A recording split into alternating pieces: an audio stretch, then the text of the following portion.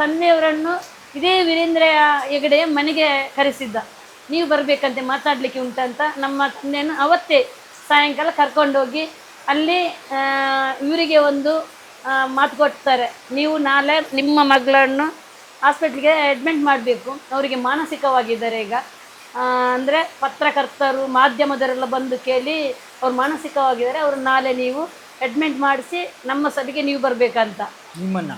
ನನ್ನನ್ನು ಅವರ ಧರ್ಮಸ್ಥಳದ ಒಂದು ಸಭೆ ಮಾಡಿದರು ಅವತ್ತು ಮರುದಿವಸ. ಸಭೆ ಮಾಡಿದ ನಂತರ ನನ್ನನ್ನು ಅಡ್ಮಿಟ್ ಮಾಡಿಸಿ ನೀವು ನಮ್ಮ ಸಭೆಗೆ ಬರಬೇಕಂತ ಹೇಳಿ ಅವರನ್ನು ರಾತ್ರಿ ಇಲ್ಲಿಗೆ ಕಳಿಸಿದರು. ಮರುದಿವಸ ಬೆಳಿಗ್ಗೆ ನನ್ನನ್ನು ಕರ್ಕೊಂಡೋಗಿ ಇದೇ ಬಾಲಕೃಷ್ಣ ಪೂಜಾರಿ ಕರ್ಕೊಂಡೋಗಿ ಬೆನಕ ಹಾಸ್ಪಿಟ್ಲ್ ಉಜಿರೆ ಅಲ್ಲಿ ಅಡ್ಮಿಟ್ ಮಾಡಿಸಿದರು.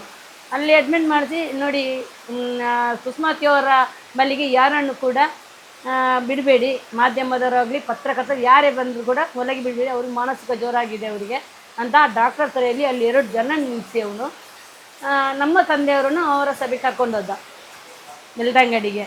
ಅಲ್ಲಿ ಹೋಗಿ ಸಂತೋಷ್ ರಾವ್ ಅವನೇ ಮಾಡಿದ್ದಂತ ಅವನನ್ನು ನೀವು ಹೇಳಬೇಕು ಇಲ್ಲಿ ಅಂತ ಅವ್ರಿಗೆ ಟಾರ್ಚರ್ ಕೊಟ್ಟು, ಅವನೇ ಮಾಡಿದ್ದು ಬೇರೆ ಯಾರಿಲ್ಲ, ಅವನೇ ಮಾಡಿದ್ದು ನನ್ನ ಮೊಮ್ಮಗಳಂತ ನೀವು ಅಲ್ಲಿ ಹೇಳಿಕೆ ಕೊಡಬೇಕಂತ ಅವರಿಗೆ ಅಲ್ಲಿ ಸಭೆ ಕರ್ಕೊಂಡೋದ್ರು.